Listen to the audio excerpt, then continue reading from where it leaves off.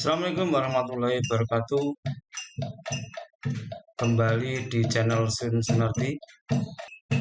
Kalau kita dengar sayup-sayup di belakang itu adalah suara anak-anak yang sedang membangunkan kita untuk sahur. Tak lupa saya mengucapkan selamat menjalankan ibadah puasa untuk teman-teman guru yang kali ini sedang menjalankan puasa Ramadan 1442 Hijriah. Teman-teman guru yang luar biasa, setiap akhir tahun pelajaran kita dihadapkan pada suatu pekerjaan yang pekerjaan itu tidak semua teman-teman guru mau dan mampu melaksanakan. Ya, pekerjaan menulis ijazah. Menulis ijazah itu diperlukan keterampilan di samping mental, karena di situ ada kata-kata tidak boleh salah. Nah, sementara kita manusia tidak luput dari salah. Nah, makanya dibutuhkan persiapan baik fisik maupun mental. Ya, kali ini saya akan berbagi dengan teman-teman guru yang mungkin tahun yang lalu tidak mempunyai nyali untuk menulis. Mudah-mudahan akhir tahun pelajaran ini teman-teman bisa mengemban tugas ini, karena menulis jasa itu sensasinya luar biasa. Maka dibutuhkan kemauan dan kemampuan tadi. Kali ini saya akan berbagi bagaimana cara menulis ijazah yang insya Allah nanti kesalahannya akan diminimalisir. Jadi 4 langkah menulis jasa biar tidak salah. Sengaja saya buat judul itu supaya ada prosedur yang teman-teman lakukan sehingga kesalahan bisa diminimalisir. Ya, jadi ada 4 langkah ya. Yang pertama itu tentu saja nilai, daftar kumpulan nilai. Dan ini ada yang memverifikasi, memastikan bahwa nilai itu sudah benar. Yang tak kalah pentingnya, yang menjadi kunci ini adalah ada aplikasi penulisan ijazah. Ini yang nanti akan kita kupas. Karena aplikasi ini nanti akan menghasilkan lembar yang sama persis dengan ijazah. Jadi aplikasi nanti kita samakan dengan format yang ada di ijazah ini, sehingga nanti kita menulis tinggal menyalin apa yang ada di ijazah ini sama persis. Kemudian baru setelah ini diverifikasi oleh tim penulis, jadi nanti ini tetap harus dilakukan tahapan untuk melakukan verifikasi sehingga nanti ini benar-benar pas sesuai dengan dokumen ijazah SD, utamanya mengenai nama anak, ejaannya, kemudian nama orang tua, kemudian sampai tempat tanggal lahir pun harus sesuai. Nah, ini setelah sudah fit, baru kemudian dilakukan penulisan. Nah, untuk penulisan ini pun meskipun kita sudah punya lembar yang sama persis, ini juga harus tetap melakukan prosedur ya, prosedur dalam penulisannya. Mungkin dengan sistem pabrik. Jadi kita nulis halaman muka dulu, identitas dulu, terus baru kemudian menulis di halaman belakang. Itu tergantung teman-teman yang pilih yang mana ya. Nah, setelah itu baru dipastikan ya, oh ternyata sudah benar satu misalnya. Itu ada alurnya. Oke, jadi untuk ini kita akan memulai dengan ini aplikasinya, cara pengoperasiannya. Oh ya, nanti teman-teman bisa mendownload di kolom deskripsi template aplikasinya. Nanti tinggal menyesuaikan format untuk tahun pelajaran yang akan kita tulis ya. Biasanya tiap tahun ada perubahan. Nah, untuk tahun kemarin untuk penulisannya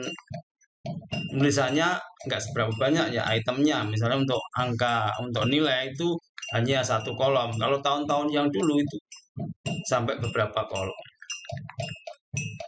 Oke ya, kita mulai. Ya, baiklah Bapak Ibu, teman-teman guru, ini adalah tampilan aplikasi aplikasi menulis ijazah yang nanti Bapak Ibu bisa download. Linknya tersedia di kolom deskripsi ya. Nah, ini aplikasi Excel ya, aplikasi Excel saja biasa. Ini kita membuat 3 sheet. Nah, ini sheet data, kemudian sheet ijazah tampilan di halaman depan, kemudian sheet di tampilan di halaman belakang. Ini otomatis ya. Jadi nanti bisa digulir, ada spin button di sini.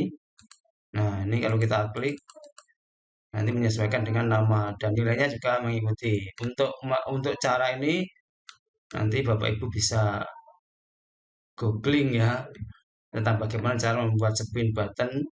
Kalau kemarin pada waktu kita membuat video 1 SK dalam Excel itu kita sudah membuat VLOOKUP ya. VLOOKUP, nah ini nanti berguna juga. Tapi ini ditambah fungsi if error. Untuk ini nanti kita akan pelajari pada video berikutnya. Yang penting Bapak Ibu nanti kalau sudah mendownload nanti tinggal menyelesaikan saja ya, nggak usah mikir masalah ini. Ini bisa dipelajari nanti ya. Nah, kita ke data dulu. Nah, data ini adalah data mengenai nama peserta atau nama siswa, kemudian pelajarannya. Nah, nanti tinggal masukkan nilainya di sini. Nah, ini sudah setelah ini diisi dan sudah dinyatakan benar, verifikasi berkali-kali mengenai nama dan sebagainya. Saya kira ini kalau nama sudah benar ya, karena berkali-kali sudah dilakukan pembetulan. Kemudian setelah ini terisi, nah tinggal kita mencetak ya. Mencetak tiap anak. Jadi ini ada angka untuk supaya nanti tidak tertukar dengan nilai teman yang lain. Ini cetak dulu angka 1, berarti nanti setelah dicetak halaman depan, halaman belakang juga nanti dipilih yang nomor urut 1. Misalnya Ahmad Wafiq Rusada. Nah, ini nanti juga harus sama. Nah, kemudian ini kalau ini adalah nilai data yang sudah pasti, nggak usah pakai rumus, ditulis saja sesuai dengan identitas ijazah Bapak Ibu, sekolah Bapak Ibu. Nah, tampilan seperti ini. Kemudian belakang juga demikian. Selain sudah selesai, baru kemudian di print. Nah, di print satu persatu sampai selesai. Nah, setelah di print, nanti tetap diverifikasi lagi hasilnya cetakannya ini. Jangan-jangan nanti biasanya yang terjadi kesalahannya itu adalah di ini yang harus diteliti di tanggal ya, tanggal dan bulan. Biasanya ada yang misalnya tanggal 1, ada yang tertulis 01 dan sebagainya. Kemudian Februari, ada yang ditulis P pakai Februari, ada yang F Februari. Yang betul apa Bapak Ibu? Yang betul F ya, Februari. Jadi ini ada perdebatan ya. Ada yang sesuai dengan data di SD meskipun tidak tepat, ada juga yang salah kok diteruskan, ada yang diperbaiki di SMP yang dulu di SD tertulis P Februari, di SMP kemudian jasnya dibuat F. Nah, pada tahun yang lalu di tempat kami itu dibetulkan ya. Jadi kita tidak meneruskan kesalahan yang sama. Itu Bapak Ibu ya. Mengenai